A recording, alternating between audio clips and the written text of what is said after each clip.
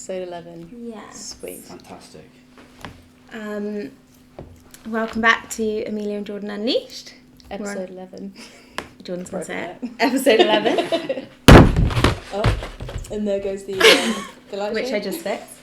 We are joined today by Ashley, or better known as Chalkies Dogs. Dogs.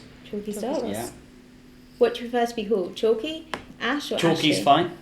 Ashley, doesn't matter. Why Chalky? Last name's White. Oh, sweet. It's really boring. So you're Chalky White. nothing to do with cocaine or anything. It's just yeah. It worked, it fitted. That's it. Yeah. Fair So play. yeah, no other reason than that. How long have you been working with dogs? 6 years. Long time. Yeah. For a long time. Always dog training, or did you start doing No. something before? I started as a bouncy castle hirer. Yeah. That's my trade, and then when I finally got fed up with that, I realised how much I like dogs. Yeah. But like I've always enjoyed training dogs. I got my first one. Mhm. I thought she was amazing. Yeah. Realised how much I messed it up because I wanted the perfect dog. Yeah. Like I wanted absolute perfection. Realised I was getting that wrong. Got it wrong, very wrong. I was like, how do I get this better? What breed was she? Vizsla Cross Lab. Okay. Cute. So she's 6 years old now, Yeah. and she's now really nice. But everything was wrong. You know, I was fighting with her all the time. I was arguing with her. She was back chatting me. I was back chatting her. We were falling out. Then we were best friends, and then she would just go off and do whatever she wanted, and Yeah. I was just like fed up. You know, I was physically being hurt by like pulling on the lead. I was mentally exhausted. You know, I literally thought I do not want to take this dog out for a walk. Yeah. You know, I didn't want to do anything with her because it was hard work. Everything was hard work. It wasn't enjoyable, the Not at all. relationship. No, I wanted her to do a retrieve. She was just like, yeah, I'll think about it, you know. And I'm like, but we trained so hard, and actually I tried too hard. Yeah. The bit that I missed out was the puppy stage. I missed out like 8 weeks to 8 months. That's what I got wrong. She does stop on a whistle. She does go left, right, back. She does hunt on command. She does recall 100%. She does retrieve at 500 yards. She will hunt birds. She'll go out, go out shooting, and she'll flush birds up. No problem. Won't chase anything. She doesn't eat the cats. Doesn't bark at stuff. She's actually the perfect dog. Yeah. But we missed so much to get there that we fell out for ages, for a long time. When I was training her, I was just learning and like, I need to make this better. So I was asking dog trainers, and they were saying, everyone's sort of giving me a vague answer. Then one person gave me a few extra tips, and I was like, okay, I'll try that. And then another one gave me a few extra tips, and I was like, okay, I'll try that. And then I started to blend together what I'd learned. And then I read a few more books, answered a few more, like talking to a few more people, answered a few more of their questions, because they said, how did you get here? And then I realised what I was needing to tell them. And then my dog just came right. And I was like, oh no, she is perfect. She is actually perfect.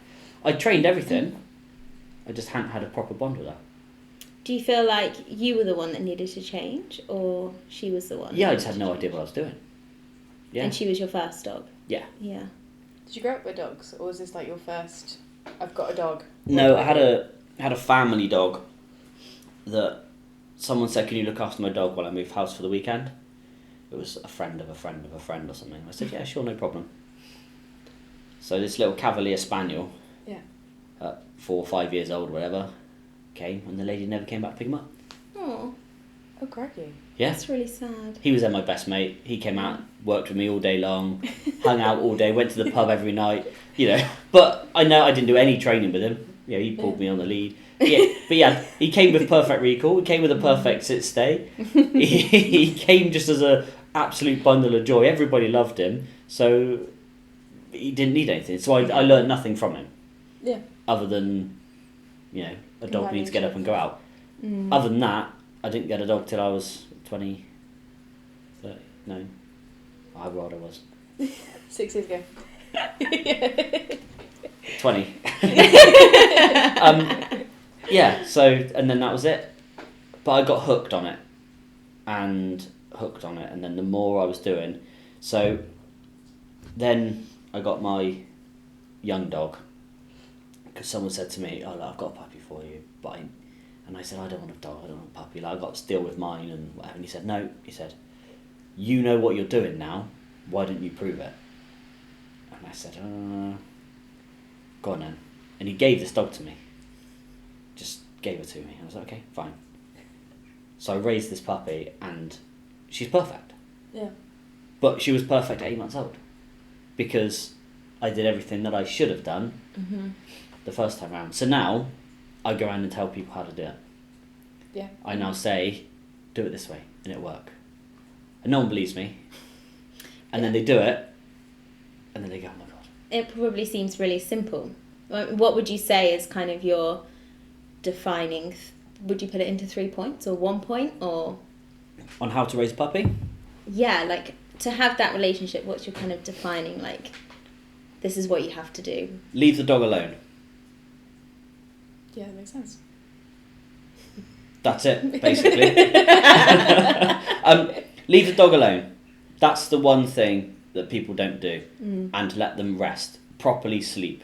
Let that dog actually sleep. People say, oh, but they've been in there all day. Yeah, okay.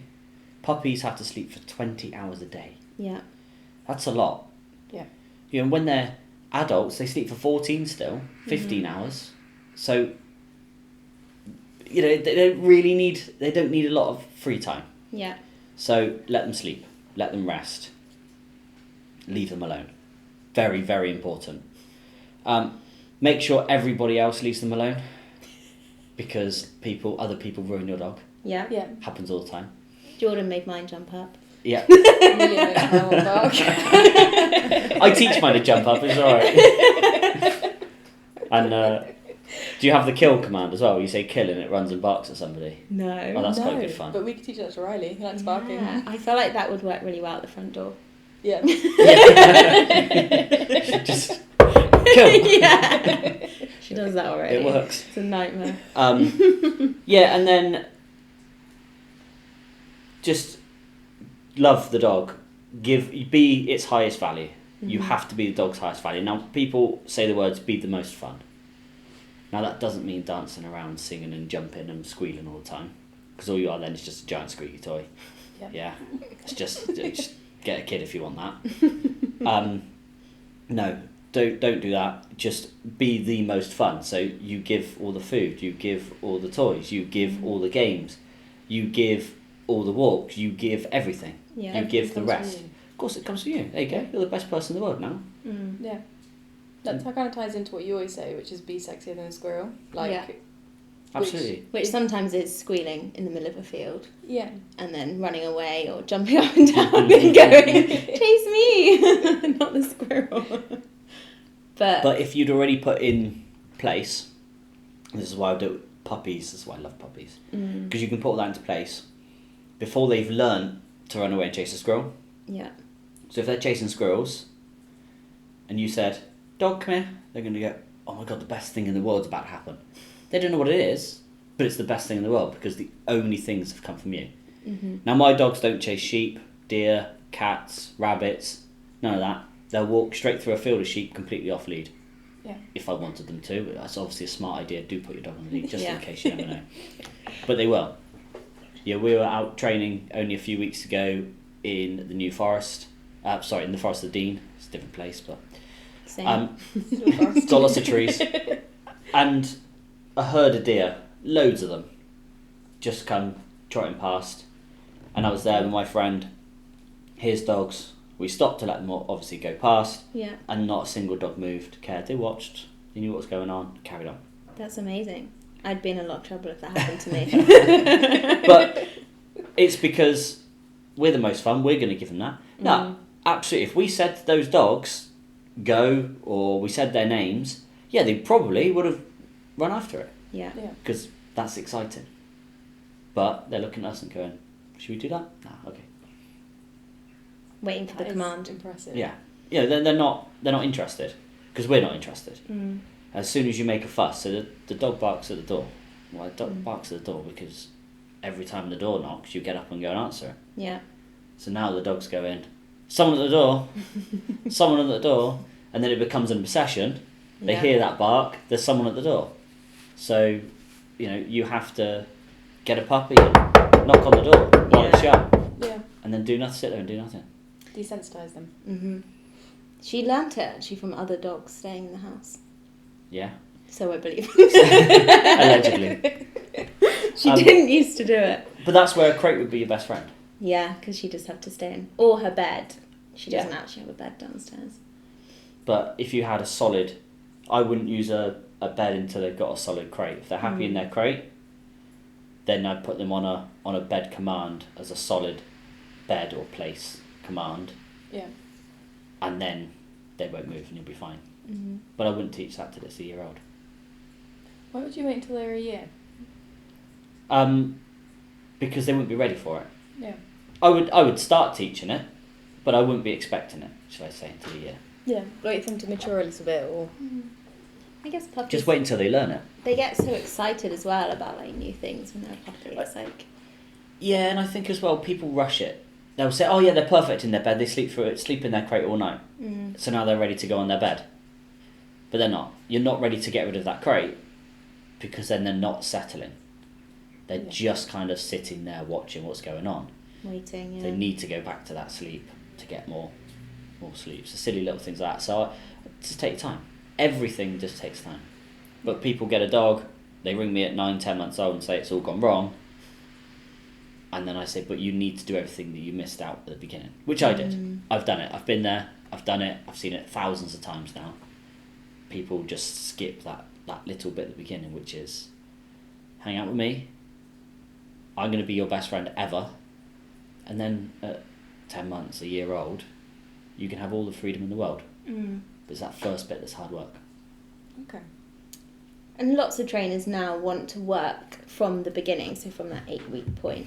Do you find you get a lot of people coming to you?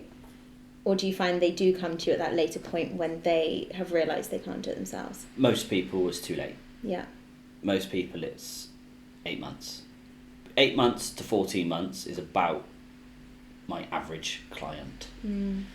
It's where the dog's got too big, too confident, too much freedom, plays with too many other dogs, plays with too many other people. Pulls on the lead. Always pulls on the lead. Because, and vets have a lot to answer for this. They give them their second jab at 12 weeks old and say, there you go, you can take the dog for a walk now. So they go, oh, wonderful, I can take it for a walk. So they put a lead on it, and they stick a harness on it, and then they stick a clip lead on it, and then they stick a halty on it, and then, and they basically stick it in a bag and carry it, which is what they should do. They should carry it, and they take it for a walk, and they expect it just to walk next to them. Yeah. Then all they do from 12 weeks old is they pull that dog around. Now, learning to be pulled around, it's just the way we walk. Okay, we walk like this. I run there, you pull me back. You end up with a yo-yo. Yeah. Yeah. I don't want a yo-yo. I want to teach you to walk nicely. So I would teach my puppy to walk next to me long before I even put a lead on. It all starts in the house. Everything starts at home. And they do follow you as a puppy. Like, they love you. They're kind of a little bit obsessed. Yeah, They will absolutely. just, trot behind you quite happily. So But people don't believe No. it. They think, oh my God, it's going to run away from me. And I'm like, well, why would your dog run away from you if it likes you? Yeah. It's not a good sign if they do. That's a game I get people to do at 8-10 weeks old. Get their puppy. We'll just go out to the middle of the field somewhere. Right, somewhere safe, sensible.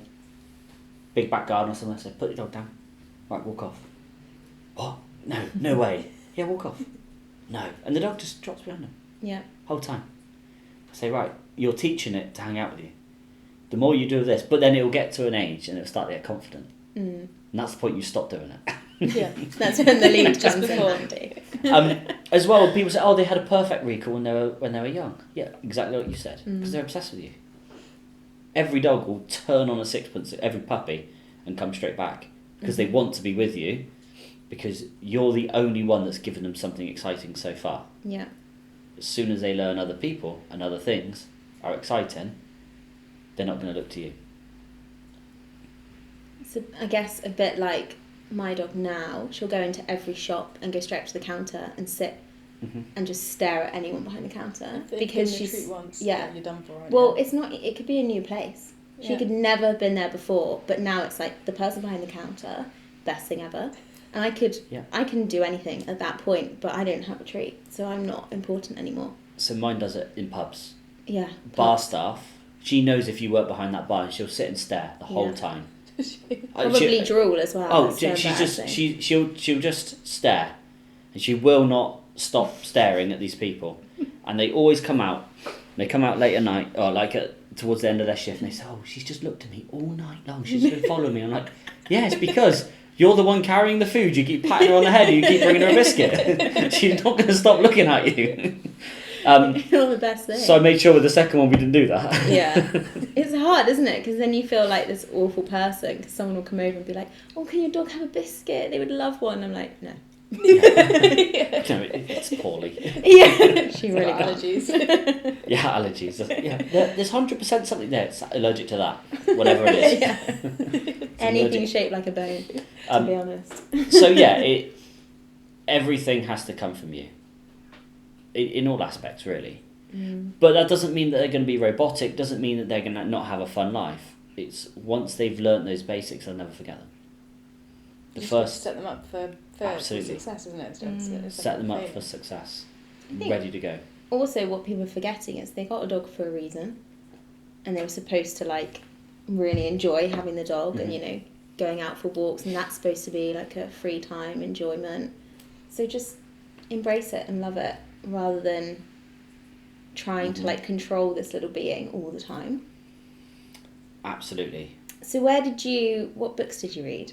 Oh, I can't tell you all my secrets. But the biggest turning point for me was Jan Fennell, and it was The Dog Listener. That was my turning point. I was in a charity shop, and I was with some friends, and I said, "Oh, I could do with a dog book or something." And I was looking at this rack, and I couldn't see for looking. And my friend just went, "Well, there's one. Well, that'll do." And it was really awkward size as well. It was not A4, not A5. It was a weird size. And it was just quite annoying. Anyway, I couldn't put it down. I could not stop reading it. And I was like, this just all makes sense. But it made sense to me. Yeah. And I just went, I love the ideas here. And then I put it into real. I'm not saying every word that she says was 100%. But I then put that into practice and went, oh my God, that works. And that was my biggest turning point. And from then there's a guy that does online dog training who follows the exact same rules and the exact same system called Doggy Dan. Now, online dog trainers are online dog trainers. You can't really train with somebody online over FaceTime or over some videos because nothing's specific to you. It's all just some idea that worked once with their dog that's already perfectly trained. Yeah. Also, they can't be seeing your energy and your dog's energy, or they what you do at home. I could decide to tell them whatever I want. Yeah, they can't see your timing. They can't see that you've got 6 kids running around your house every afternoon that are jumping all over the dog, or that you've got 6 acres in the garden with a load of deer and your dog chases it all the time. They can't see all that. They only see what's in front of them. If it's actual one-to-one videos and not just pre-recorded, which is what most of them do. Yeah. So Doggy Dan, albeit pre-recorded, he talks about the behaviour of a dog. So he talks about what's going on in their brain, why they're doing things, what's causing it, what are the issues. And I went through the whole of his video, whatever it's called, library in about a week, maybe 2. And just every single video. I must have spent hundreds of hours just watching everything and listening to every word he said. God. And I was like, it just makes sense. And what helped was I read that book, watched his videos, I put the two together and went, now this makes sense. Anyway, I then went out with other dog trainers. I trained mine as gun dogs. That's what I like doing. And I love the gun dog discipline. I think it's really good. So I then went to gun dog training and said, oh, I'll come and throw for you. I'll come and give you a hand. Yeah. Are you training tonight? I'll come over. Left my dog at home. and I went and trained with them. And what was good about that is I could turn around to the trainer and say, "Oh, so what do you think of that? Why did she do it like that? Why did he let the dog do this?" Mm. And then I'd get the answers. Yeah. It's quite nifty. You know, and then I'd learn. Yeah. And then I would say, "Oh, what about this way? What about that way?" And then we'd discuss it. And then we'd stay on for an hour or two, and everyone would be chatting, and there would be 10 people there just talking away about dogs and what we could have done right and wrong. And I started to pick up more things. Go and try it with my dog, that doesn't work. Try it again with this dog. Oh, that works. Okay, that thing is dog dependent. All of those little things. So, yeah, go out with trainers without a dog. The best advice I can give you before you get a puppy, go and see a dog trainer. Go and sit down in their house or get them round to yours and have a coffee and say, "I get a puppy in 2 weeks' time, what do I have to do?" Yeah. Because that's the bit. How do you pick a dog trainer? Because there's a lot. There's so many different methods as well, isn't there? Like Yeah. You've got gun dog, you've got positive reinforcement, negative reinforcement. Like, it just boggles your mind. As a new dog owner, this is your first dog. It's crazy how much information there is, and it can become so overwhelming. You just don't know what to believe, who to believe, or what to do. If I was going to go back and do it again, I would probably pick 5 dog trainers locally and go to every single one once a week. Yeah. And I would do it. And pick your Like favourite? Or just keep rotating? I would rotate for a few weeks and then slowly dwindle out the ones that I think are just following a script. Yeah, or not working out for you. Yeah. Those that person that focuses on you and your dog and tailors things specifically and explains things to you, that's the person that I would choose. Also, the same way I would choose a dog walker, I would say, "Let me see with your dog." That I would ask a dog walker, I'd say, "Can I go for a walk with you, please, before you're with your own dog, before you take mine out?" Yeah. So the whole meet and greet that they do where they come and meet the dog, Yeah. I wouldn't let them come meet my dog. I would want to meet theirs. Because that, to me, tells a lot, tells a huge story. Yeah. So I got my dog to prove I knew what I was doing. Yeah. And it's worked, because I use her as my demo dog every single day, you know. Should have brought her in, really. Yeah, she'd have had a great time. Should have tried to steal all of those treats. No, she's a good dog. So, but yeah, like, you can have... I would always say, "Let me see your dog. What have you achieved, or what can you achieve? What have you managed to do?" And I think that's important.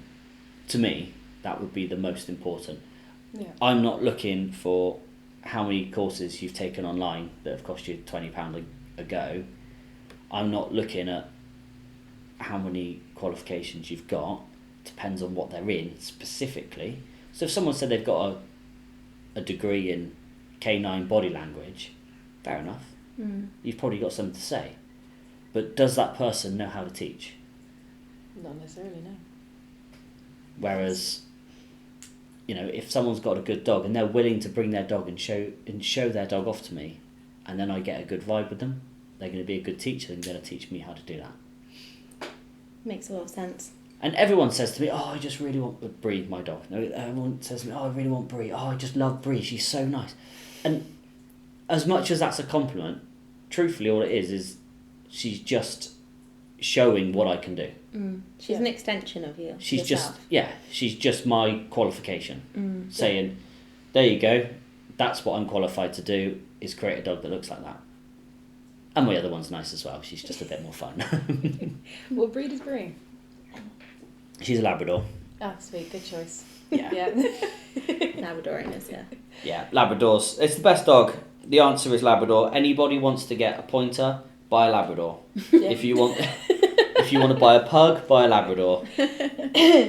Cockapoo. Buy a Labrador. Yeah, Labrador. Always. Have you got colour preference for Labradors? Black is the best. Ah, sweet, good man. So I chose the yellow one. Just to make life harder, yeah. Just to make it harder. But black is the best. Black labs. Black boys are the best. There you go. Oh, sweet, happy days. Yeah. Just meet Riley, you won't be saying that. I bet I would after about 10 minutes of hanging out with him. You're on, sweet. Like 10 minutes. Give me 10 minutes with him in a lead. You're on, sweet. Next week? We'll be best friends. Bring him in now. I'll fix him. Oh, bless him. Dogs are amazing. They are. They tell you everything that you need to know as well. They know when things are right and wrong. Yeah. But people just don't give them a break. They don't let them be a dog. Leave them alone enough. It is the leaving them alone. I mean, when Riley was a puppy, like we have owners that come in a lot and they're always they just won't stop jumping up, people just won't stop coming over, they let them jump up and all this. And you're totally right, it's training us and it's also learning when to say no to other people. It's totally fine to say to a stranger, actually, don't want you touching my dog, but it's that whole polite culture, isn't it, of they'll think badly or you don't want to put them off, but actually your dog comes first. And if you want to train that dog to not jump up, just start saying no. Yeah. Put them first. Yeah, or just say, when they say, because most people say, oh, I'm sure you're not supposed to jump up, whilst talking to the dog, rewarding it, patting on the head, giving it all of the excitement. That's when you say, oh no, I've trained them to jump up. To which point they go, sweet. Oh really? Before you know it, they'll step back. Yeah. Just say, I've also trained to bite, so look out for that. Watch your fingers. Yeah. People are hard when they say with dogs, but Labradors are easier. Because you just say, oh no, they're trained to be a guide dog. Just put a harness on them that says service dog, sorted. No one will touch them. Yeah, do not distract. Well, depending on where you are, you could put, detection dog or something. I had. Swindon, we'll go. Yeah, absolutely. No one would come near. They cross the road. I had a guy put his hands in his pockets and walk off a little bit quick the other week because I said that. He said, "Oh, what are you training her for?" And I said, "Oh, she's a detection dog." He quickly put his hands in his pocket. I was laughing so much because at this point, I've never thought to do any of this, but that's a good way to have fun with your dog, isn't it? Yeah, absolutely. Mess with people. Oh my god, Riley would be so upset if that happened. He'd be like, "You just left. I'm so sad." Start crying. Oh. Do you think that Labradors are the easiest to train, or is it that the people that get them know what they're doing more? That's a really good question. I don't think there is a hard or easy dog to raise. Depends on what you mean by train. What do you want it to do? Yeah. So I guess just to be like an at-home family dog. Yeah. It doesn't matter the breed. Any dog can be perfect. It's the training. Most people think that you get a dog and you throw a ball for it and you play fetch. So a Labrador is going to be the easiest. Because a Labrador will bring you that ball every single time, 1,000,000 times in an hour. That's it. They'll do that. Whereas you get a Jack Russell, and no, it's designed to go underneath burrows and chase out rabbits and rats and things. Yeah, and bark. So, yeah, and alert you all the time that there's something happening. So a Jack Russell is not going to be an easy dog to train for most people because all they want to do is throw their ball for their dog and it's just to hang out.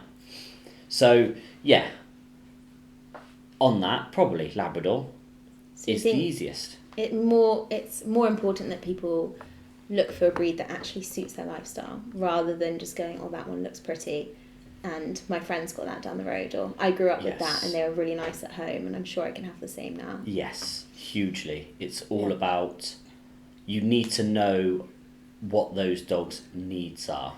So you get a German Shepherd and you get yourself a Doberman, you think about what they were bred for. They were bred to protect livestock.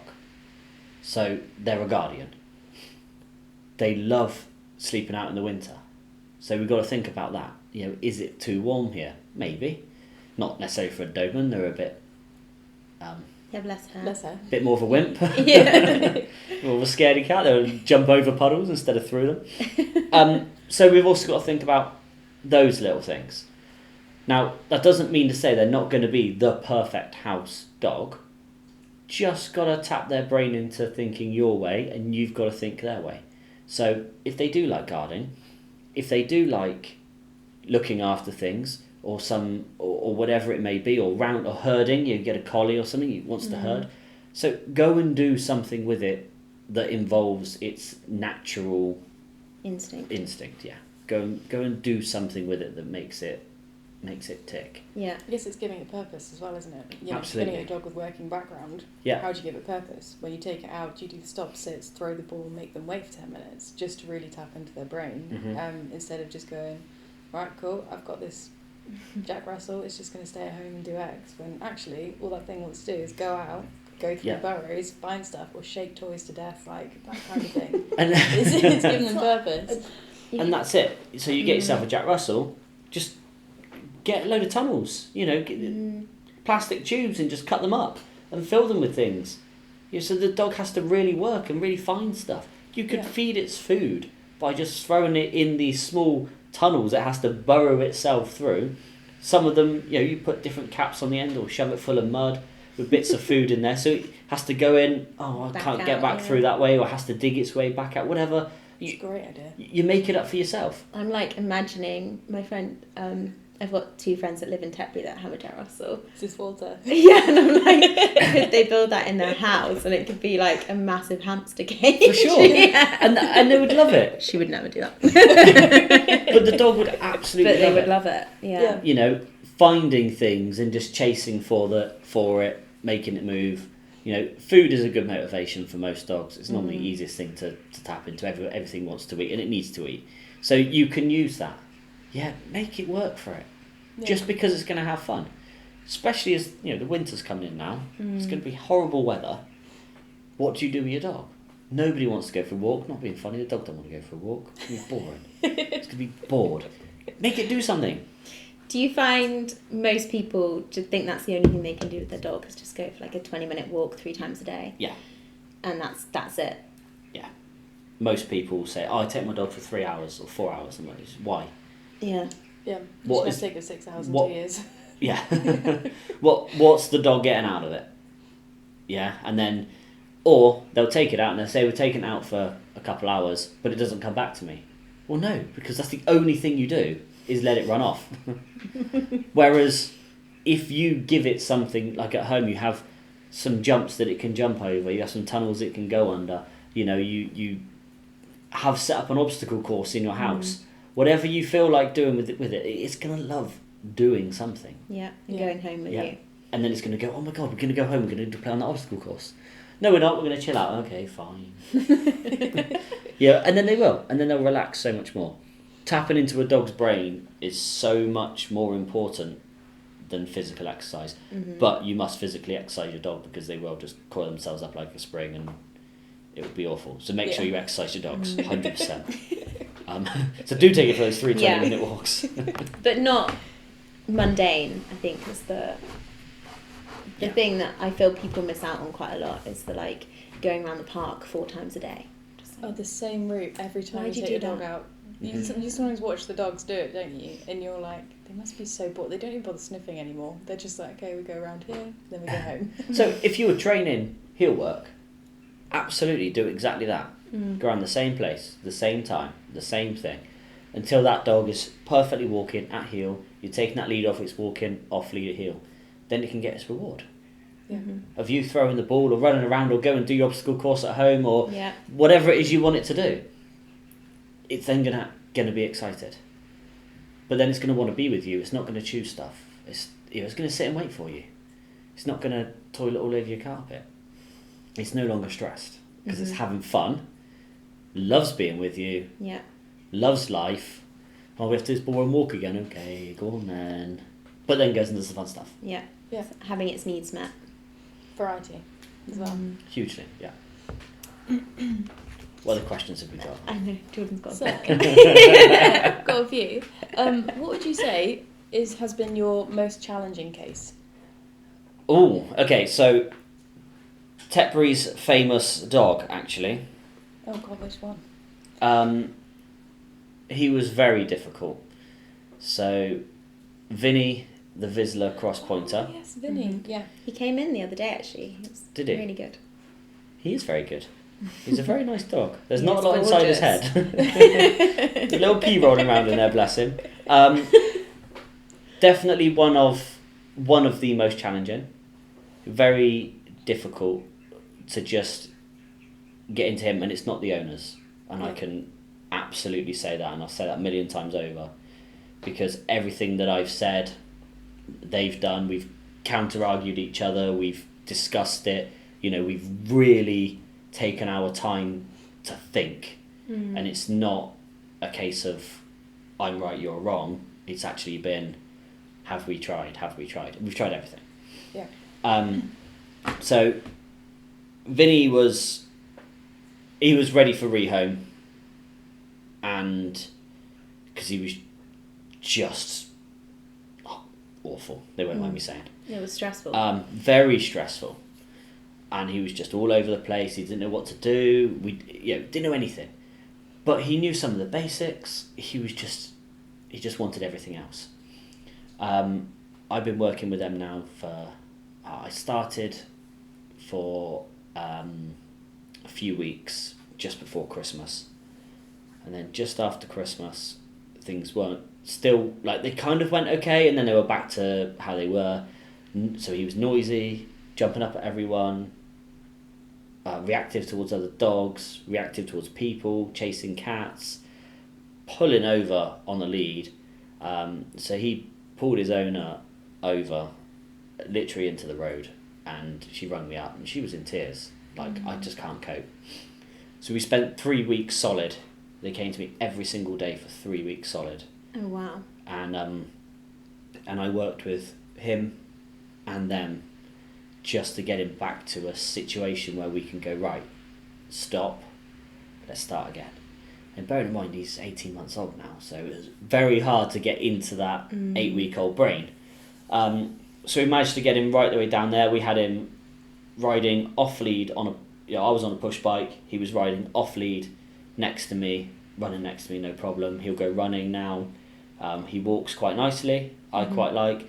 He's still a little bit reactive to certain dogs at certain times, but it's very hard to spot, and we know some of his triggers, so we know what's going to happen and when it's going to happen, as opposed to it being a surprise, which is, I guess, it's manageable. Yeah. One of their neighbours, house just behind, I went round to go and see their new puppy, and I was chatting away, and I mentioned Vinny, and they said, oh, he lived there, and gardens back onto each other. And I said, yeah, that's it. And they said, oh, well, he's moved out, hasn't he? And I said, no, he's just been round there. I know he lives there. No way. We thought they moved out a year ago. Or not a year ago, whatever it was. However long ago it was that I went there. Because the barking stopped. The zoomies around the garden stopped. The dig in the garden, the shouting to call the dog in all the time stopped. So they genuinely did not know that he was there anymore. They thought they'd either moved out or rehomed, and the dog didn't exist. Wow.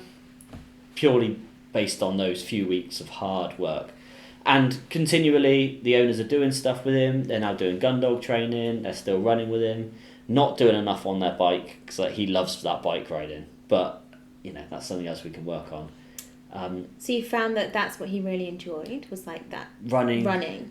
Absolutely. Exercise. And that chilled him out, basically, at home. Yeah, hugely. Yeah. Once you tapped in to find out what he wanted, Mm. Yeah.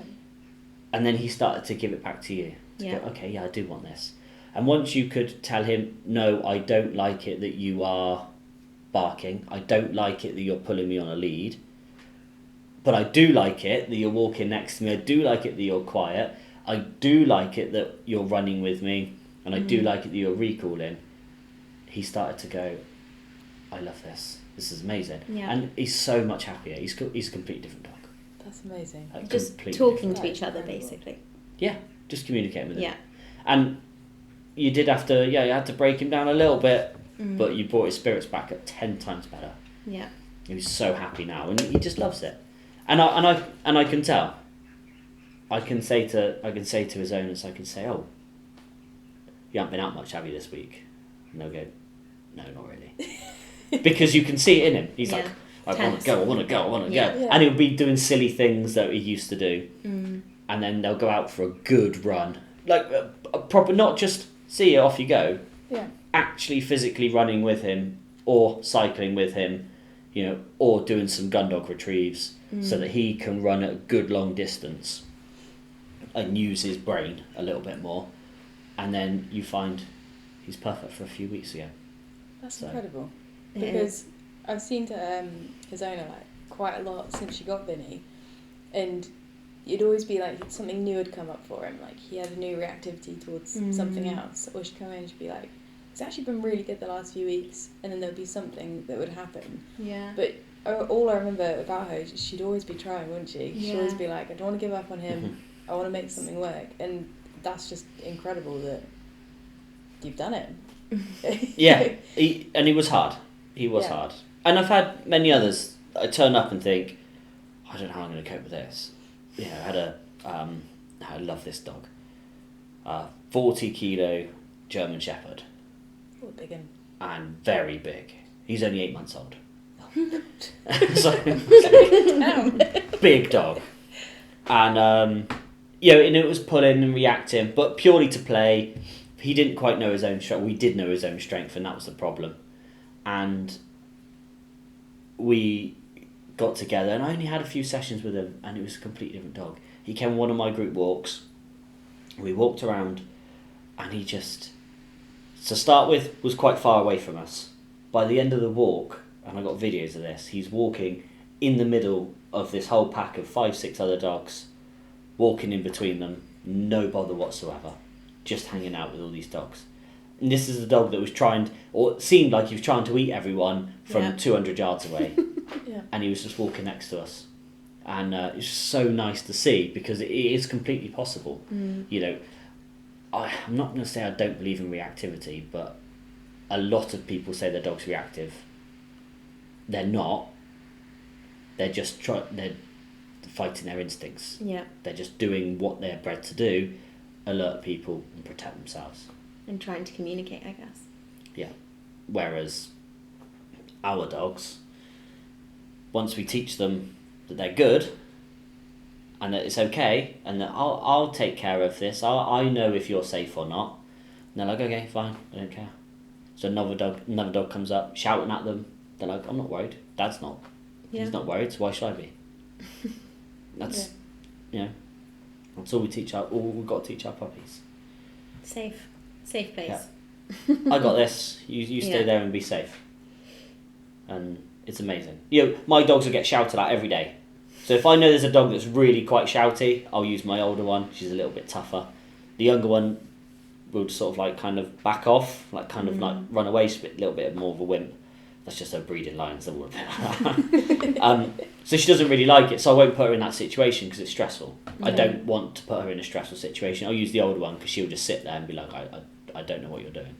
Like completely oblivious to what's going on. But these dogs will come shouting, and she's just like, whatever, don't care. You know, because she's looking at me going, is this okay? Yeah. I'm like, yeah, it's fine, it's safe. You know, I obviously don't put my dogs in a dangerous situation or anything that's stressful for them, so I make sure that I know which dog I'm using, and if it's really bad, I won't use one at all. On purpose. Until you know. Until we know it's safe. Yeah. You know, once we can get, you know, if you brought your dogs to me and we can get your dogs walking with my dogs, then we know they can walk with any dog. Yeah. So, yeah. Very challenging cases. It's been a few, but... It gets kind of rewarding as well, isn't it? To be able to come away from it and go, that's now a happy dog. Yeah. There's now happy owners. They're fitting in. It's great. Completely changes someone's life. Absolutely. I mean, I have had people tell me, I had a couple back right at the beginning of the year told me that I saved their relationship and they're now married. But it's me or the dog. Yeah. And one of them said, well, no, I'm not getting rid of the dog. They came to me, 3 sessions, done. Now they're married. Wow. Nothing wrong with the dog. Did you get invited? No. Unbelievable. Should have been. It was really far away. He got married abroad somewhere. I'm not interested. Tickets should have been on them. What breed of dog was that? It was a mix, a collie mix. So Okay, yeah. I think it was a border collie cross Kelpie, maybe something like that. Okay, it's two high energies. 2 herding dogs. Yeah, it was some cross. I think he was a rescue, maybe a rescue. I don't think he was there in 8 weeks, but they didn't want to give up on the dog, but they were ready to give up on themselves. Yeah. How do you find rescues? Do you have many rescues that you work with? Yeah, so now there's a very big difference between rescue and rehome, and a lot of people will say it's a rescue when it wasn't. It was just rehomed. There's a lot of rescues that have come in from foreign countries. Yeah.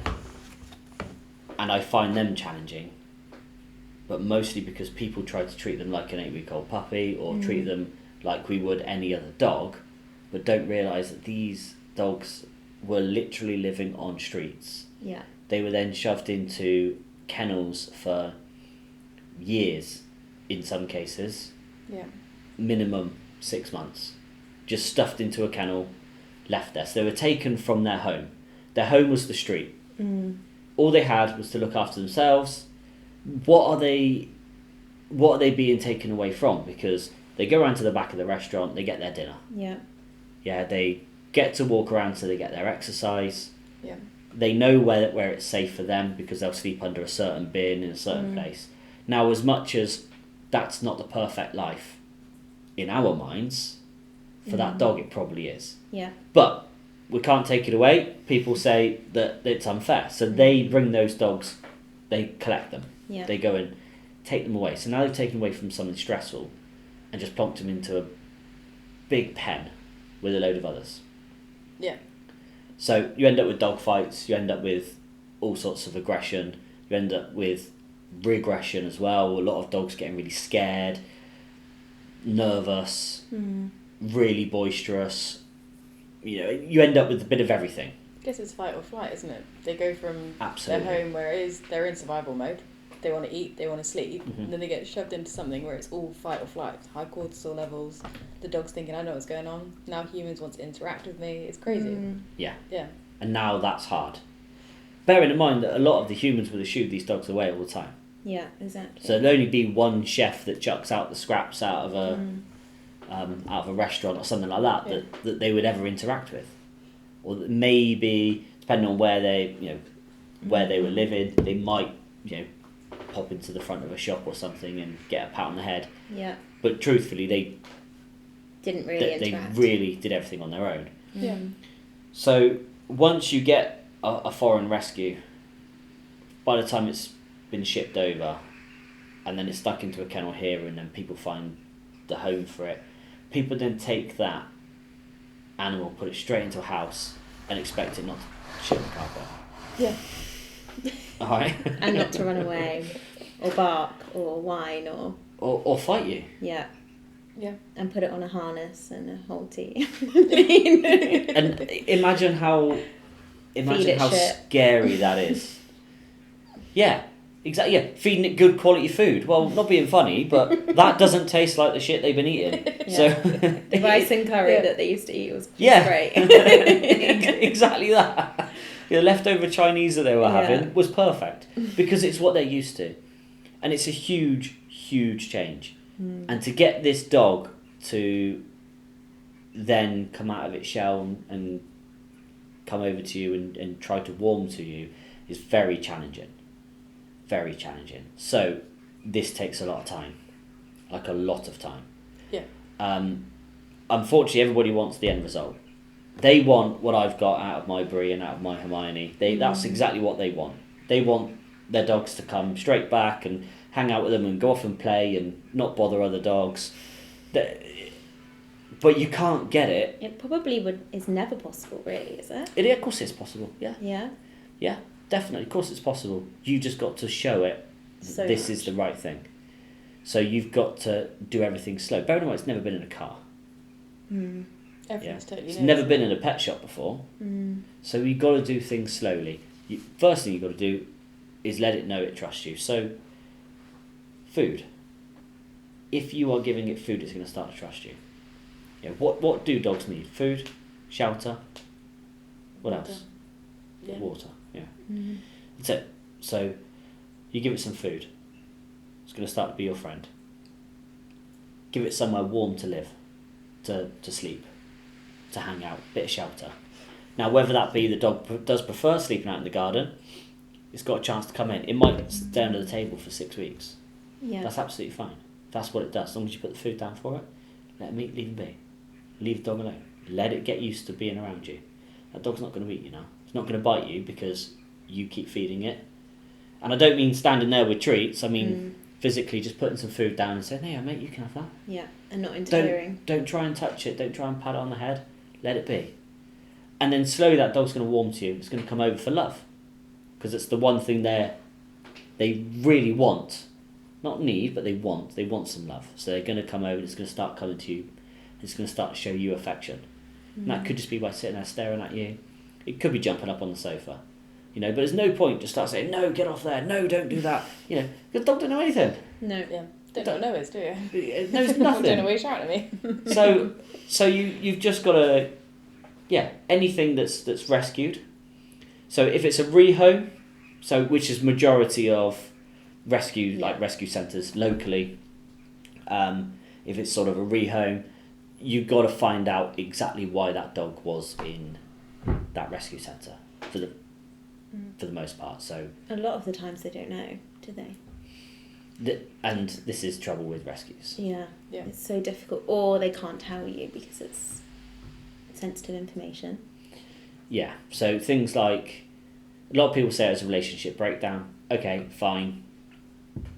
I know. So What were they exposed to, if it's a lot of shouting and fighting and It's the triggers, isn't So- it, behind it? yeah. ideally, if you're going to get a rescue dog, you want to know as much history as possible, or know about dogs. And I don't mean that, to say no, don't go rescuing dogs, because absolutely do, please do. But come and see someone like me. Come and walk into the local pet shop and say, "I'm thinking about getting a rescue dog. It looks like this. It's come from here." Then people are going to turn around and say, "Well, what do you know about it?" Yeah.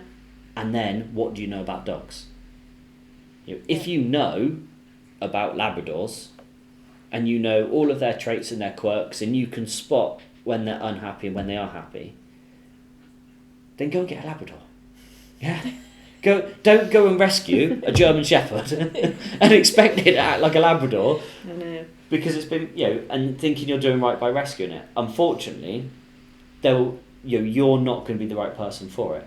That doesn't mean to say that there's not somebody right for it. So, if you do see a Labrador in a rescue centre, let me know, because I'll go get one. Because I know everything about them. Yeah. Yeah. I know what to do when it comes to having one of those. Or even, even a Spaniel or something. Of course, I'll take a Spaniel on, no problem. Yeah. It would be lovely if there was an option when people do rescue that they kind of had to go to a minimum of 6 training sessions with. I mean, any trainer would be good, right? But good trainer's better, but just so that they know what they're doing. Yeah, that would be great. There's not that many good dog trainers out there. No, I'm sorry to say. Well, be honest. we hear some horror stories. We hear There's different types of dog trainers. There's people that know how to train dogs. Fine. But they're not good teachers. And you've got to be a teacher. You've got to be with a stand-up, tell someone what they're doing wrong. You've got to be able to see it and tell them. Because if I don't tell you that you're doing that wrong, how are you going to know how to do it right? Yeah, there's no point beating around about it. No. But if I then can't tell you how to do it right, I'm a bad teacher. So there's people that know how to train dogs. And I don't put myself in that category. I can train my own dogs. I'm not a dog trainer.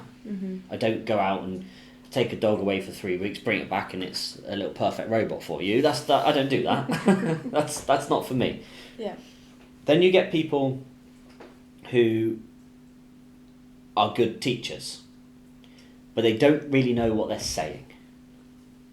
So they'll be like, they might be able to tell you lots of things that they've read on a script, but can they tell you really what's going on with that dog? So they'll look at the script and go, right, your dog is now 14 weeks old, so it must be able to sit. So can you make it sit, please? Right, the way you do it. And every dog is different. Every single dog is different, and they learn differently. Some dogs naturally just sit. Yeah. So my Hermione, my first one, she just came up to me and just sat in front of me. And I just went, sit. That was it. Done. And she did that for forever.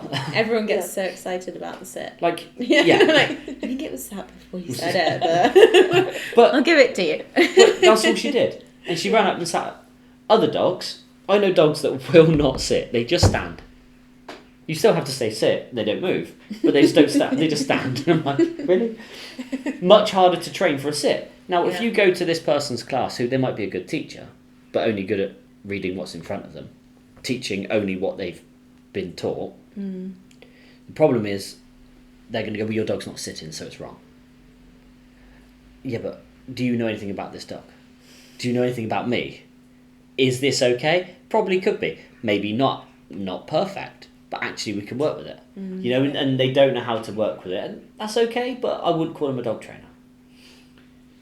Those people are mostly what I call village hall dog trainers. Yeah. It's like your puppy class, your 6 Puppy weeks. class. Groups of too many dogs in one small space. Yeah. Doing the same thing. With squeaky noises and all sorts going on. And I need to start going to a few, because I'm just going to walk in there with my dogs and just be like, okay, what do you want me to do? And the dog's just going to do it. Or I'm going to say, I'm not doing that. And they're going to say, why? And I'm going to say, for this reason. Just go and cause havoc. So I'll go round to puppies, 16 weeks old. You know, so we've had 3 lessons already at this group. I'll say, well, okay, well, what have you been doing in those 3 weeks in a row? Yeah. I said, what have you been doing those 3 weeks? Oh, well, we can do sit, we can do lie down, we can do recall. We get them to sit and then we walk away and then we recall them in. All for treats. We go through like a bag of treats a session, and I just go, okay, show me your sit. Sit, sit, sit, sit, sit, sit, sit, sit. And then the dog finally sits down. And I say, okay, walk away then. Walk away, and the dog follows. And I say, right, okay, why did you go? What did you learn? Nothing. So it's too young. They're teaching them too much too young. What those people haven't done is learn what to do in the house. And that's the bit that I missed out. I missed out on knowing what to do in the house. Yeah. I missed out on knowing how to actually behave around my dog and have my dog behave around me at home until it was old enough to go out and then start training. You know, I didn't think I told my dog the word sit until she was 6 months old. She just did it. Yeah. Because the younger one, this is, I just used the lead. Just put her in that sit position.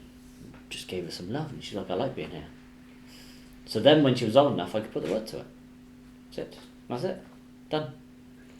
Do you think that's why people always say, the teenage years where they go backwards is because they've taught too much too soon, and then they go to those 6 puppy classes and then they don't really do any work afterwards, and they go, it's all done already, it's all done, I don't need to do anything else. Absolutely. And then suddenly the dog learns, I can run off now because I'm a bit older, and they let me off, and I don't have to come back because nothing really happens. Well, that's exactly it, because Mum hasn't got any treats in her hand, and I know that because I'm a dog. I can smell cancer, right? Yeah, I definitely know if you've got food in your hand. So I can then go off. This environment's really fun. This is stimulating. I enjoy this. I can go and sniff those hedges because it's fun.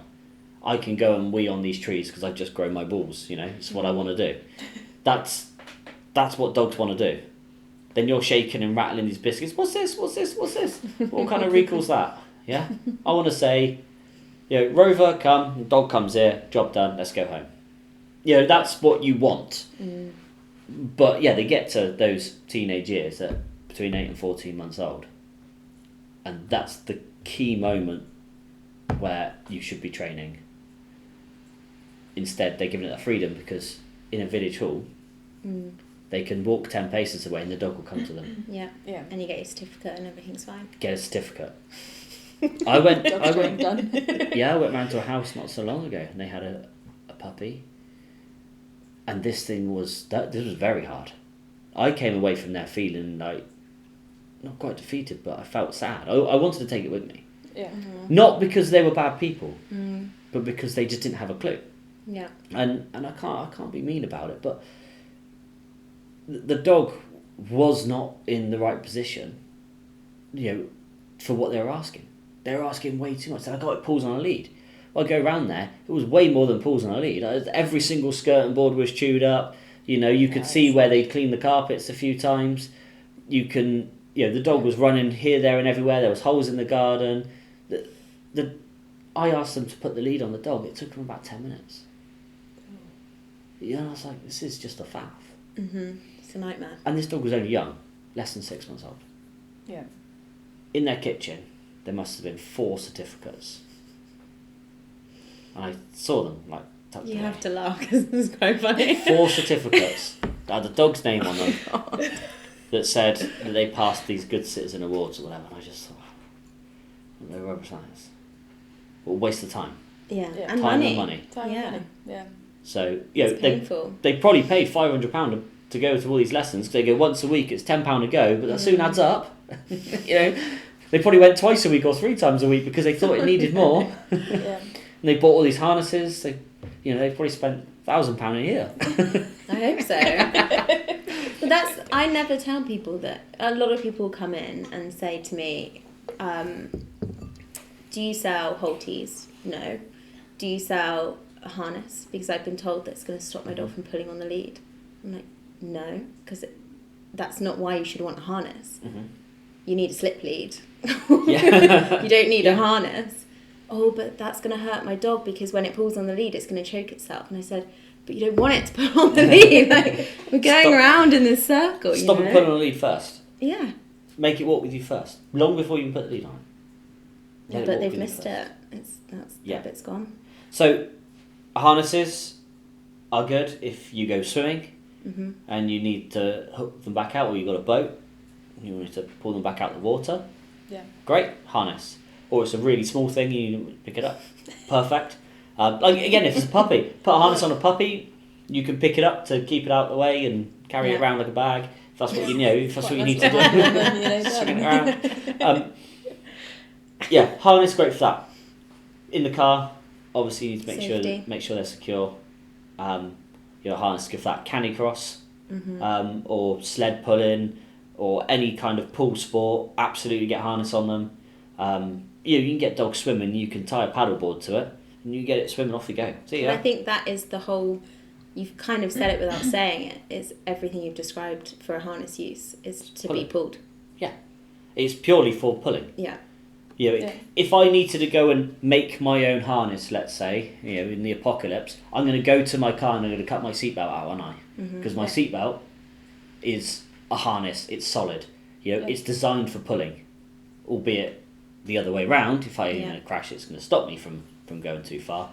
But that's what it's for. It's designed to be pulled and to be hard. That's exactly what the harness is there for. A lead, however, is there. It's just a connection between you and the dog to make sure it's safe. Yeah. Has no other reason. Collars are there because you have to have them due to laws, and you have to have everything else on it, like a tag. Yeah. They're also useful for holding on to. If you need to, you can grab hold of a collar. Yeah. Help calm a dog down by holding its collar. So you can just clip a lead to that. There you go. Off we go. Now when you're walking down through Tetbury High Street, and the dog tries to veer off for whatever reason, or gets scared of something, or is trying to jump over a puddle, you've got that lead and you can just go, oh no, don't go that way, it's better to go this way. Or you turn a corner and it hasn't come with you. That's all the lead's there for. There's no other reason that you need a lead. Or if you go into the pub and the dog likes to go sniffing around all the corners or sitting in front of the staff, you could do with pestering people. Yeah. Could probably do with keeping a lead on it to keep it with you. But it's not there to choke the dog. It's not there to hurt the dog. It's not there to make it pull. But yeah. It's this Yeah, all these tools that I think people think they now have available to stop their dog, because they are sold. Some things are sold as Anti-pull. Yeah. All the bungees. I like the bungees. Yeah. Yeah, the bunchy ones are Ta- good, They're aren't one they? of my favourite things to watch. Yeah. Type into Amazon anti-pull, and there's thousands and thousands Yeah. of options, and people have spent so much money, Yeah, it's so such a much shame. money on their dogs. I bought my young dog a lead, and that was it. And I said, well, this will do. Mm-hmm. I've got a lead. Yeah. And then I bought a really, really small lead to use in the house and for retrieving games and other things. And that was probably one of the best things I bought for her. Other than that, they get toys and games and chews and whatever else. But tools for working, all I ever needed was a lead. Yeah. And a collar for legal purposes. Depending where you are. Because you need one of those. Yeah. Yeah. Unless they're working, you can't put a collar on a working dog. You have to not let them get stuck in trees. You have to be careful. Yeah. You don't want them to get caught and hung on a tree. Most dogs are chipped now, so if they did run off, you would. Yeah, you'd have a microchip. Yeah. But you'd like to think it's not going to run. You'd like to think if your dog's off lead with no collar, you'd like to think you can keep it close by. I did meet 2 working dogs once that had run away from the shoot. Oh really? Yeah. Did you put them on a lead? I only had one lead because I also have my dog, and so luckily it was a slip lead, so I could put either end on Oh the yeah. 2 dogs. Good idea. Yeah. Yeah, fair play. But otherwise they had nothing on. Bless them. I know. Got one lost. Labrador and one Spaniel. I don't think they got lost. It was a boy and a girl. I think they'd run off together. Ooh. Off into the Eloping. distance. Yeah. There were some Springer doors for sale 2 months later. Funny that. But yeah, you could just then scan them. Yeah, to find out who they are and where they Yeah. come from. Yeah. Yeah, I mean, dogs do run away, of course they do. Dogs do get scared. Yeah, you never Um, know how to speak them, do you? You know, you can be a working dog and just a pheasant jumping in front of their face could scare them. Like, Absolutely. you know, times where it hasn't. It's just that fluke moment. Yeah. Off they go. Or they just get lost. Yeah. You know, they're hunting, especially like a spaniel, hunting, going. Yeah. You know, they can hear people cheering and whistling and blowing and everything going on. And before they know it, that's got quieter and quieter. And they can still hear some noise and they've gone off with a different pack. Yeah. And now they're with a different beating line. Oh no, where's my parent gone? Yeah, where's my owner? Yeah. Don't know. Going to keep going this way then. You're not going, and that's it. Before you know it, the dog's gone half a mile, and it's going to take you a long time to find them. Yeah. So trackers are good, if you need it. Yeah. But I'd rather not have something around my dog's neck Just in case. that could get caught if my dog's Yeah. going to be too far away from me. So it's kind of like counterintuitive to have a tracker on your dog. Why does your dog need a tracker if you've got a lead? Yeah, not saying they don't run away, but if you've got a lead, Yeah. do you need a tracker? I looked after some Great Border Terriers once too, and they would run off every few months to the local goat farm, and they would stay there for 4 days. To the goat farm? Yeah, right, I'm off on holiday now. Can you go with the goats? And live with the goats for a bit. And they would come Wow. back, but it would take 4 days. You just like eat goat food or goat poo. That's Or... I don't know. The Just Border sit there and Terriers, eat and 2 together were worse than 1 alone. Egging each the other 2, on. yeah, the 2 together, they kind of look at each other, and you'd know they're about to go. And one would have a tracker. That's But it's crazy, cute. isn't it? Brilliant. I know, naughty But- terriers. But if you keep them confined, you know, Yeah. and you keep them with you, and you give yourself value, you know, they've obviously found value in the goat farm. There's food, there's goats, there's good smells, so they found value there. That's why they stopped. That's why they keep going back. Yeah. Because it's a nice place to go. Maybe their owners should take them. Maybe they should, they should start going around the goat farm a bit That's not more. make them happy. They're like, come on. Yeah, or maybe it's a been little like 3 pet months goat. now. But if their value was really, if the owner's value was really high, they're not going to want to leave. No. Yeah. Yeah, I'm not saying they're not going to roam and look around and you know, sniff the hedges, but as soon as you say, "Come on, dogs, we're going home," the dog's going, "Oh yeah, okay, come on then. What are we doing?" because your value is so high. Yeah. It's easy to get that value. So how do you find interacting with the humans that you're working with, and you tell them, you're basically, what you're saying is chill out a bit, and let's go back to basics, and we don't need to do all this sit, stay, whatever. We can just speak to relax. the dog and learn about each other. Yeah. How do you find they take it? They don't understand. Most people really struggle. Really struggle. They go, but but why? Give me more. So, and I'll show them. I will always show everyone the example, and it's a great example. I'll say, let me hold the lead. So we'll be just inside the house, about to leave, and everybody does the same thing. And you two can try this when you get back home. Get your dog, walk to your front door, open it, and see what happens. 90% of the time, you will get to the front door, the dog will be in front of you. You're trying to push the dog out of the way whilst you're opening it, and the dog has already gone round, in through the gap, and off it goes, and it's out the door. How do you then go, I forgot to go and get my phone, I forgot to put my shoes on, I forgot to turn the light off? Because you're already out the door, dog's gone. So I'll take their lead, and I'll say, let me show you. And every dog will stop, relax, wait, patiently. I'll open that door completely wide. Cats will walk past, people walk past, the dog's just stopping looking at me.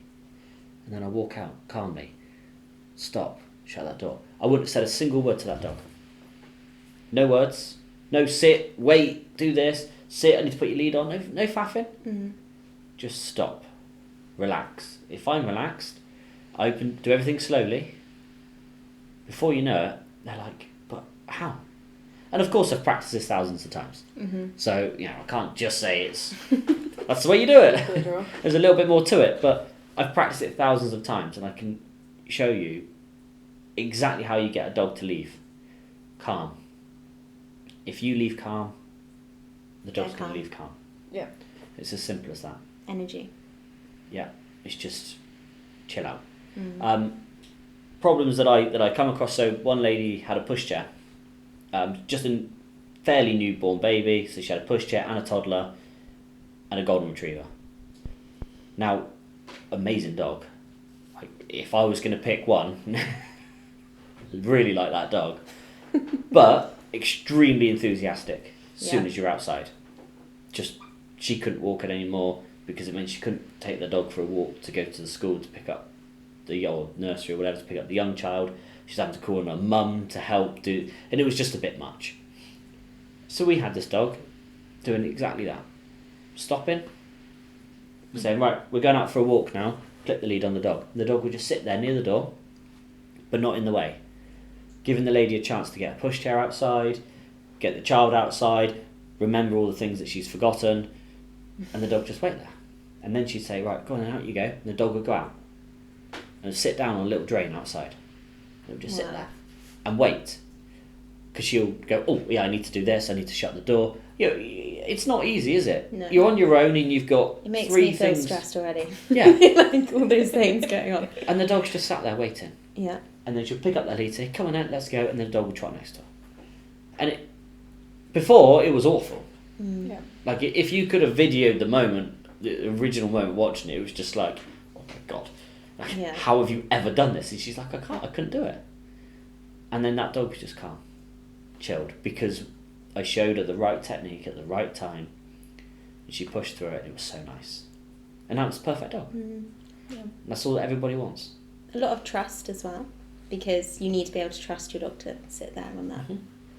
Yeah, outside. Yeah, and not run off and go into the road. And yeah, you got to know that Neutral. dog's going to go out there, stay there, so when you do get back out of the house, the dog's just hanging out, waiting for you. Yeah. But it didn't take long, a couple of days. Amazing. Quite impressive. For a lifetime the dog's lifetime of, Yeah. that's like crazy we're doing this for a couple of days to be like, okay, sit here. Yeah, we had it Just in one waiting. session, and then after that one session, she messaged me a couple of days later, said, no, we're doing really well with this. And that was it. She'd never asked me for any more help again on that particular scenario. Yeah. So, if people need help, where do they find you? Oh no, I'm not interested. I'm not doing it anymore. This is it. That's it. I'm done. There's one podcast with information. Yeah. And you're done. No. WhatsApp, Instagram, Facebook, website, wherever they want. Chalkies Dogs. Chalkiesdogs.co.uk, and then Facebook is Chalkies School for Dogs. I'm going to change the name. Instagram, Chalkies Dogs, or WhatsApp, you'll find my number dotted around everywhere. I'll post a few adverts locally, but I'll travel anywhere. I travel to people's houses. I see it all at home. Yeah. Because I think it's so important. Yeah. And that's what defines me from all the other dog trainers. Is, yes, there's some great ones if you're going to them, if you're looking for something specific that they do. Whether that be dog dancing, there's a great dog dancing dog trainer locally. Amazing. If that's what you want to do with your dog, 100% go and see her. That's that fun time. Yeah, because she's brilliant. Agility. There's some cracking agility dog trainers. There's no point in them coming to your house. You know? Gun dogs. I can tell you some very good gun dog trainers that I use personally because I'm still training. Yeah. So I can send you to those. But when it comes to my dog pulls on a lead, there's no point going to a village hall. It's not going to help. Yeah. And when you do get a puppy, get somebody to come around your house before you get that puppy. Because you'll learn more without your dog than you will with it. I think that is really solid advice. Because it is a minefield, isn't it?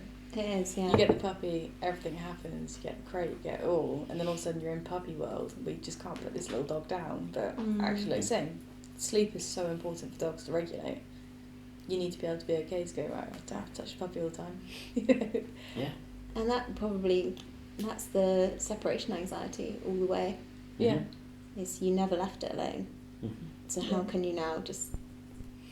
And it's not interesting anymore because it's not small and cute and it needs to stay home, and it's like, what the fuck? And I think separation anxiety is just a label.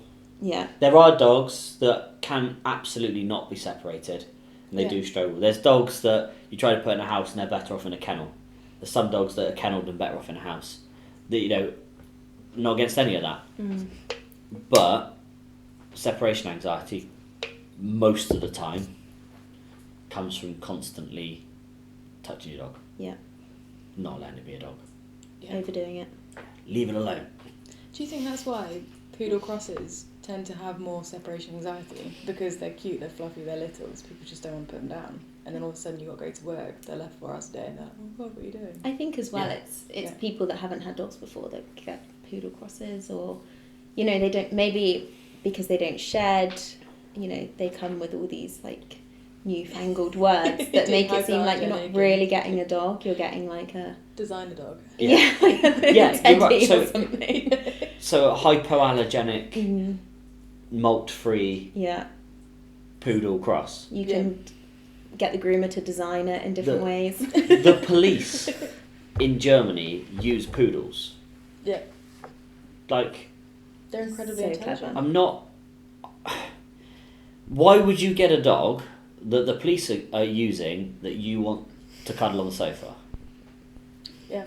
Like, that's it. However, I have met some amazing poodles. They are some of the best breed that you can get. Yeah. They are incredibly loving, incredibly smart, Loyal. very, very loyal, extremely quick learners. I love a poodle. Yeah. Yeah. Poodle cross, all really happy with. I think they're great, and they look awesome. But you've got to treat it like a poodle. Yeah. Don't treat it like a teddy bear. Yeah. Yeah. I think that's where people go wrong. But once you've treated it like a poodle, you can absolutely treat it like a teddy bear. You can mess around with your dogs. You can have fun with them. You can cuddle them. My dogs sleep in my bed. Sweet. They are just an extension of you, and they will become like you. I guess when you think about it in really basic terms about, when we first domesticated dogs, they are ultimately companions, aren't they? They are there, like, they like to sleep with you, your heart rate lowers, and, reduces your stress. They want to be with you, they want to please. That's why we domesticated them. Yeah. Yeah. And to protect us. Yeah. Yeah. Well, when you So go back to yeah. when we were, let's say, domesticating wolves thousands of years ago, whenever it was, they would go and kill a deer, and we'd butcher it up. Yeah. Or we'd go and hunt and get something and we'd give them some food. Mm-hmm. You know, like, Teamwork. they would protect us at night and we would give them shelter to sleep in. And that was it. It was purely teamwork. They weren't being patted on the head. Mm-hmm. I'm not sure if you've seen a wolf, but I wouldn't really want to stick my hand in its mouth.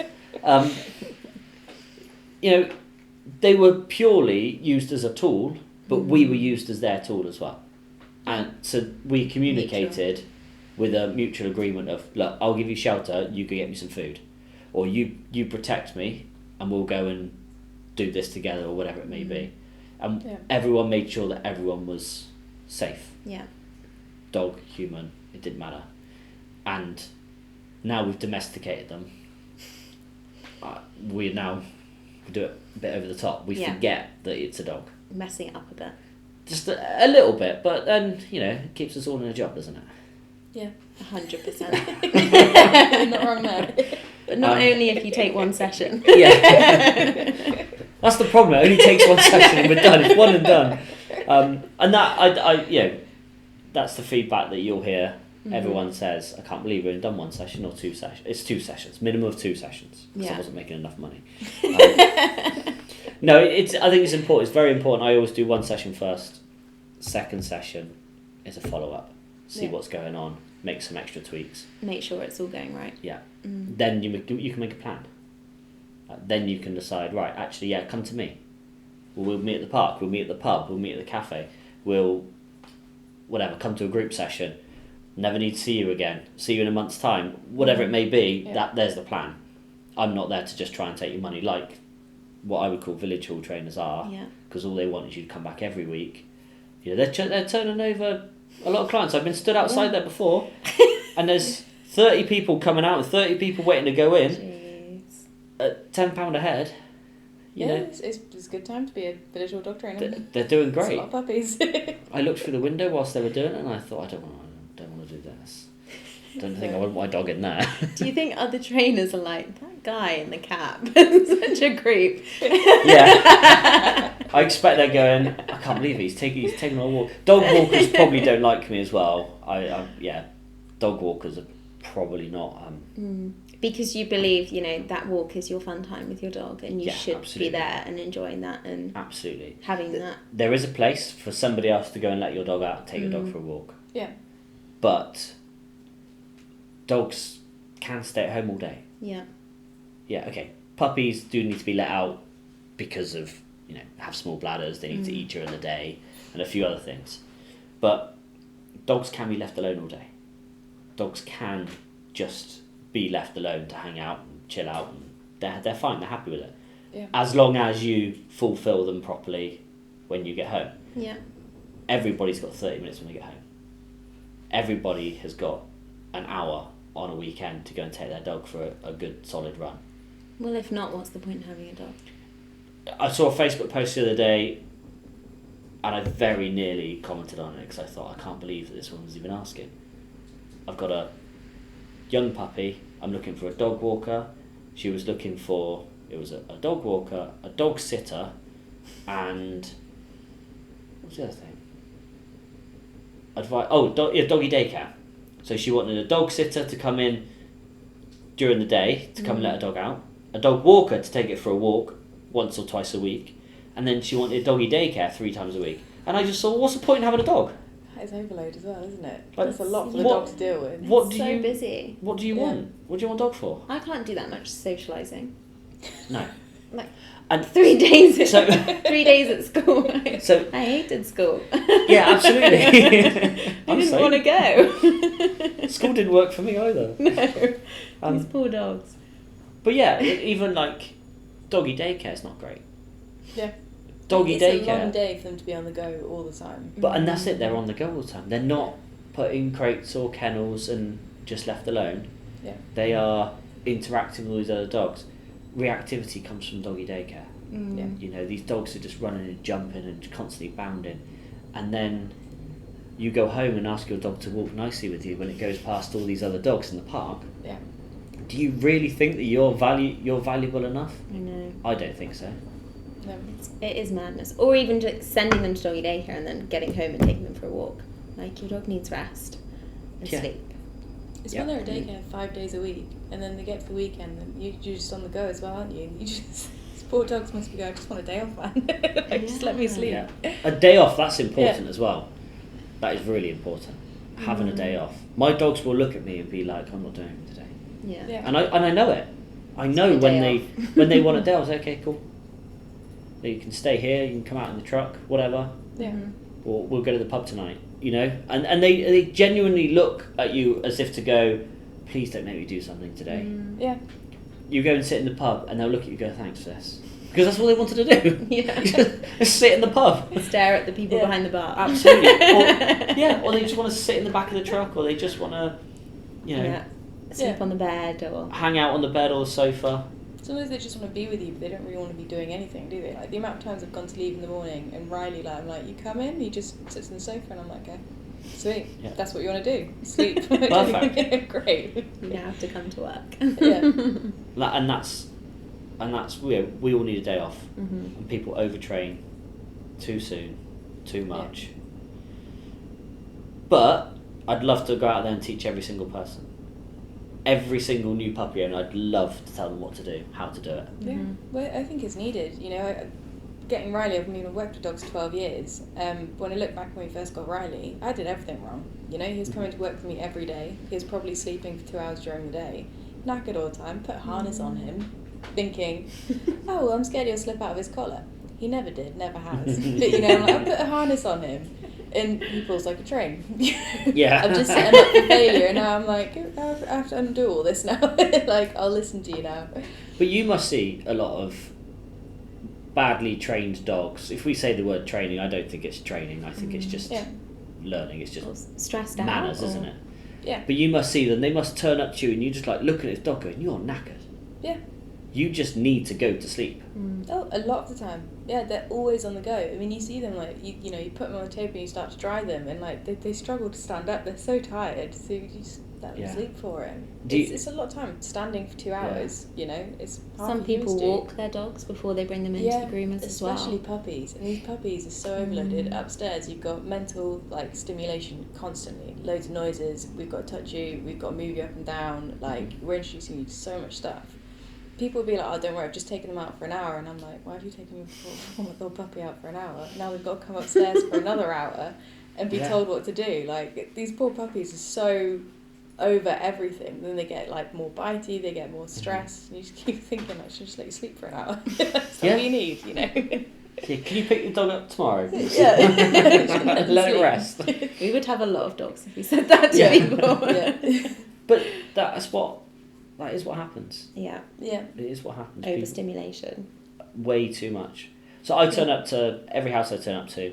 The first little bit, you know, I see what the problem is, and doesn't matter how old the dog is, how well behaved the dog is. I'll say, I'll just go and pop them in their bed for a minute, will you? You know, so we can talk because they're doing something they shouldn't be. Yeah. Once they ask that dog to go to bed, Eugene or Craig's best thing. Those dogs are then asleep. By the time we get to, right, let's get the dog out now to learn something, the dog's so fast asleep. I'm like, we can't get the dog out now. Yeah. We actually, and it happens every time. The dogs fall asleep every single time, and they go, they've never done this when people have come over. You never asked them to. I'm like, because you've never put it away. Yeah. Maybe that's what we should set up is doggy day nap care. Oh, yeah. It could work. I love that. Yeah, So not- little Little have loads pods. of front room sets up. Yeah, that's it. Not doggy day care, doggy day nap care. Right, bring your dog over, we'll just make it sleep all day. Yeah. Essential oils, a little 10-minute massage Yeah. beforehand. And some whale music. Yeah. Or some squirrel music should we have actually for dogs? Trees rustling. Yeah, that's it. Pictures of tennis balls on the wall. Yeah. And sticks. That would be very good. But that, you know, dogs just, they need rest. Yeah. A lot more rest than people think. Yeah. And people think, oh, they've been resting all day, so I'm going to take it out. It's like, it probably hasn't. Yeah, it's probably up You and know. down and moving around, aren't they? Waiting for you Yeah. to come What, back. you know, that's why kennel dogs are so much better. People think it's mean to leave your dog in a kennel. Doesn't mean it's no more loved. But a kennel dog is better behaved because it's left alone. Yeah. It's got that space as well, and it knows what it does in the kennel. Yeah. So I go in here, I sleep, I have my own It's time. the off switch, isn't it? It's saying, right, you can switch off. You're fine. Yeah. No one's going to touch you. Just But Yeah. doesn't mean I'm against the dog sleeping on the bed, against sleeping on the sofa, or Mm. hanging out in the living room. I'm not against any of that. Absolutely do it all. Yeah. Get your dogs to have every part of their life. My dogs are probably more loved than any other dog, but they are well behaved, and I make sure of it. Quite strict with them, Mm-hmm. but they get everything they want. And that's what I want to teach everyone. Well, I think that's a pretty good mission. Yeah. You've got a great reputation. Yeah. So even if you just teach 1 in 10, it'd be lovely to teach everyone. Yeah, it's Word of not mouth it's not is a big possible, is it? No. No. It's, I mean, it might be. You could get your own TV show. yeah, but Like, what's that? Dogs? Is it Dogs Behaving Badly? yeah, but he uses Oh like no, the dogs still behave badly. he uses pet correctors and all sorts. I'm not. Yeah. Some stuff he does is very good, but he doesn't tap into why. Mm-hmm. And I think that's a TV thing. He just shows the bit at the beginning and the bit at the end. He doesn't really show the explanation. Yeah. Like, I'd love someone to bring a camera around and film me do what I do and actually what I explain. Because you watch people's faces go from, I don't believe I did it, to, oh, that makes sense. Yeah. Okay. So when he's doing, and they give me a new problem. Mm. So when he's doing that, is that because now you're working it out? Yeah. It's actually very simple, isn't it? It's just being able to strip back all the Yeah. other stuff. That's it. Back to basics. Love your dog. Yeah. That's all you need. Yeah. Don't That's overlove your dog. Love it. Love Just it. enough. Don't suffocate it. Yeah. Yeah. Don't be a helicopter parent. It's like a basically. spoiled child, isn't it? Mm-hmm. I think If a child's got everything, sugar all the time. sugar or just anything. Being Can I told have how that? Yes. amazing. Can I have Yeah. that? Yes. Can I have that? Yes. So when they go up to somebody brand new and say, "Can I have that?" and they say no, like, oh, I'll get really angry or upset or Yeah. throw a tantrum. Same with the dog. Yeah. But the less you ask for, the more you get. Yeah. Keep it simple, isn't it? Easy. Yeah. Well, I think That this was is so really much advice. enjoyable. Yeah. Yeah. Thank you for coming on. That's all right. I appreciate it. We'll be sending some more people your way. We'll do it again. Definitely, yeah. Well, we should. I'm thinking we should do some sessions inside the pet shop. That would be lovely. People love that stuff. Why don't we set up a demo? Yeah. A demo day, a heel work demo day. What, as in lead training? Just Wow, I mean, People- sweet. people just bring in their dog, Absolutely. and we'll show them that we can get it to walk nicely in less than 5 minutes. And do a little demo. Let's do it. I could absolutely do that. I'd love to do that. Just like, right, there you go. Bring me Round your the dog. table. I'll show you how to work. Yeah, we'll have to move the furniture around a little bit. Getting dogs to put a big bone on the floor and not let them touch it. Yeah. It's quick and easy. Mm-hmm. I think also it's instilling that confidence in people if they see you do it with their dog. Mm-hmm. They're like, oh, okay, this is actually possible. Yeah. I'd love to I do can that. do it. Let's do that. Yeah. Or we would do a sit-stay session. Just a hill work session. Just to Yeah. teach your dog to walk nicely on a lead. Bring me any dog. Here's the challenge, okay? I'm going to Vinny. Instagram clip. In comes Vinny's brother. But yeah, we could bring in any dog. Mm-hmm. I never met. Give me 5-10 minutes. Getting used to who the dog is, and I'll explain to if there's a group of people. I'll explain to them what I'm going to do, why I'm going to do it, how I'm going to do it, and then I'll get this dog walking nicely around the tables. That'd be awesome. Sweet. We'll get a date and Yeah. And we'll do it. We'll put a tip box outside. Put my hat down. I'll leave some money in there in case it doesn't go well. They can start taking out. A couple of pounds to encourage people. But yeah, that'd be smashing. I'd love to do that. Yeah, we should definitely. Especially if you want to do that as an Instagram clip as well. Yeah. Show people before and after. It'd be The awesome. dog coming in, and then the dog leaving perfect. Yeah.